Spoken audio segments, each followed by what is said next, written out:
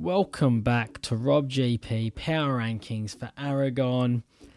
Good weekend, really good weekend. Nice quality few races there. A lot to talk about, namely in MotoGP, where we got a classic, like vintage duel up front. Both riders playing their part, and that's what we want to see, isn't it? Sometimes you can love your bunch finishes all you want, but something about a duel, isn't there? Just 1v1, just 1v1 him.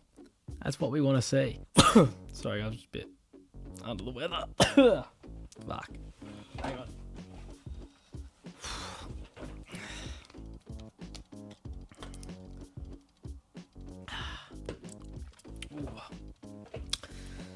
Should actually work. Cough medicine. I don't know. Maybe it's just for flaming mows.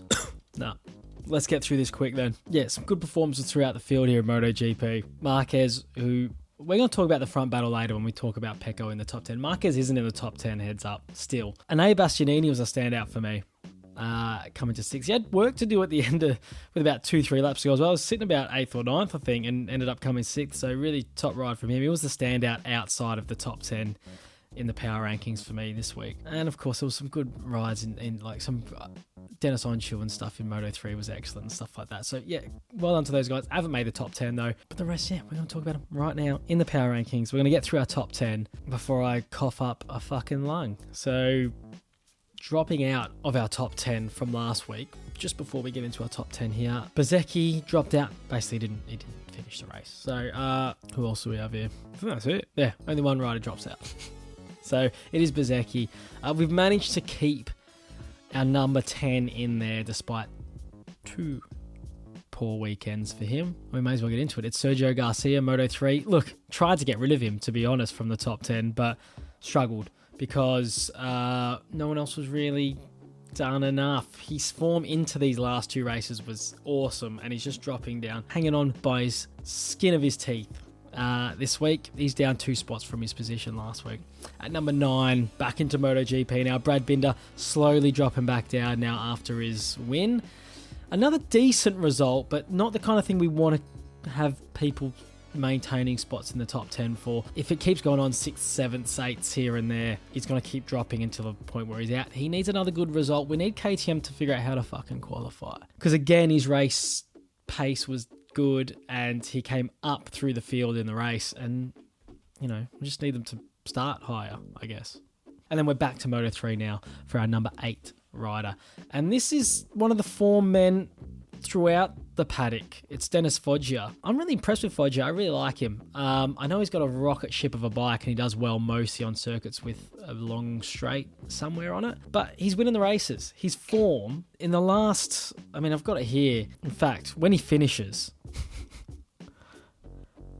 Dennis Foggia, every single race that this guy's finished this year, is that right? He's been on the podium. Since Germany came 3rd, and since then he's only not finished 1 race, and he's been either on the podium or won every other race. He's got two wins in that time, and he's also won before that, so he's got 3 wins for the season.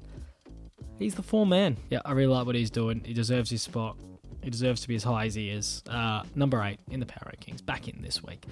Number 7, up 2 spots, Aleix Espargaro, just keeps doing his thing. He does what he does. Say what you want about him, but I really like him. I really like the guy, and I think he's awesome, and I like to see him do well.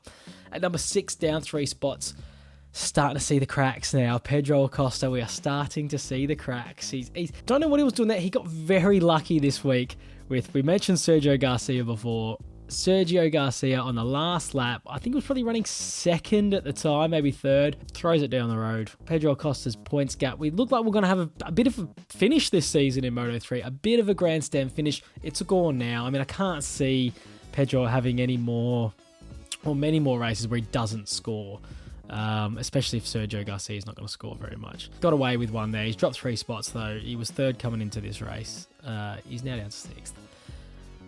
But yeah, poor weekend for Pedro, and managed to take someone else out with him. So yeah, we've dropped him 3 spots. At number 5, doing his thing like he always does, Joan Mir, another podium. He'll do this all year. If he picks up a win, I kind of can see it happening if he does what he does this weekend. And every now and then you're going to get one where you're a little bit, no one else is quite on that pace, or you might get an accident up front in the duel like that, or something like that. He's probably got, I think he probably will win one before the end of the season, the form he's in. But yeah, another good race for him, and he'll just, if he just has to come third every week, that's what he'll do. At number 4, and it's Pecco. It's Pecco. What a ride. He finally got his first win. He's deserved it a long time ago. He's finally picked it up. What a fucking race. Led from start to finish pretty much without, other than Marquez showing his nose into it in the last few laps there. Marquez did everything he could. And I don't know about you guys, but it just felt like Marquez and Dovi to me. And when you get Dovi used to do it, and Pecco's done it here, when you're that precise all the time on the brakes, that deep, it basically means that if someone does want to go past you, he has to go so deep on the brakes that he's probably going to run wide, and you can just switch back on him every time.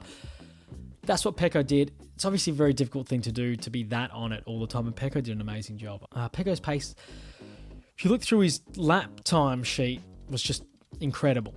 Just bang, bang, bang, bang, bang. Mark went with him, and then full credit to him, had to try and go for it.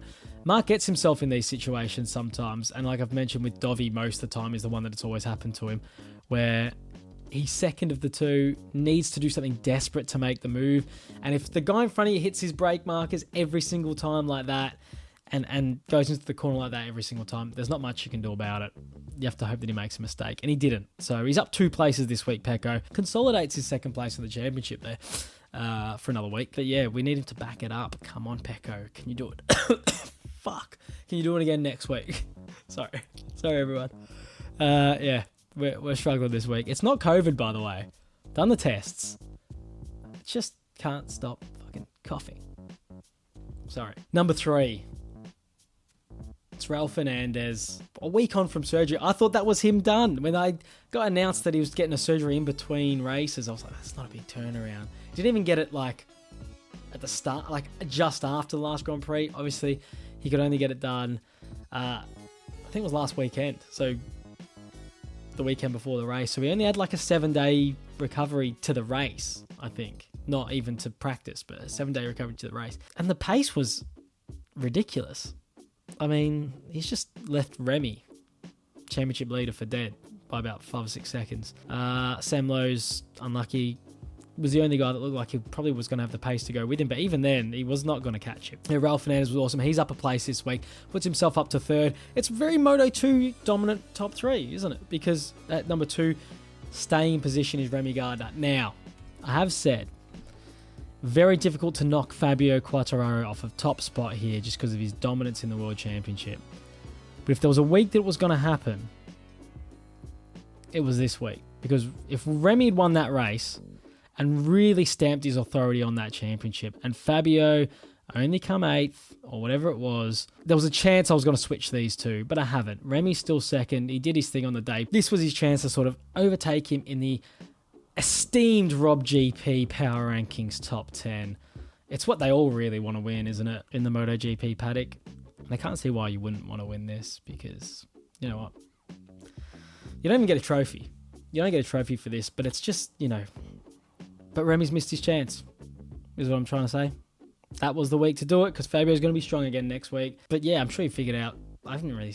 Fabio's still number 1. Right. He had a tough race. Finished 8th. Had to get a pass done on the. I think he did well to finish 8th in the end. I mean, I expected more from him this week, and I know it's not a circuit that he likes. And we weren't sure how Yamaha, if it was going to be strong or what for them. I still feel like overall package, they still should have been better. Because he did have a decent pace in practice, and his actual pace wasn't that bad. I still think he should have finished higher, but he just must really. I know he doesn't like the circuit, but like, come on. You're a professional, Fabio. Do it everywhere, man. Do it everywhere. But yeah, holds on to top spot just because Remy didn't win. I think if Remy won, I did have a chance to change that. Let me know what you would have done. If you had Remy 2nd in the power rankings and Fabio 1st until this week, Fabio comes 8th. If Remy wins it, which he didn't, but if he'd won it, if he'd put in, for example, Raul Fernandez's performance, would you have swapped them? Let me know. It was a great weekend. We got the bunch finish in Moto3. We got the duel in MotoGP. And we got the dominant guy rides off into the distance kind of Moto2 finish. We got everything this week. Really, really cool round. I'm looking forward to Mazzano. And that's it. We've got another video coming up soon it's going to be just a fantasy update. I still don't know how I did. We haven't looked at it yet. Like I said, I always check it on screen for you guys. Gonna put a bit more of that back. See you on the next one.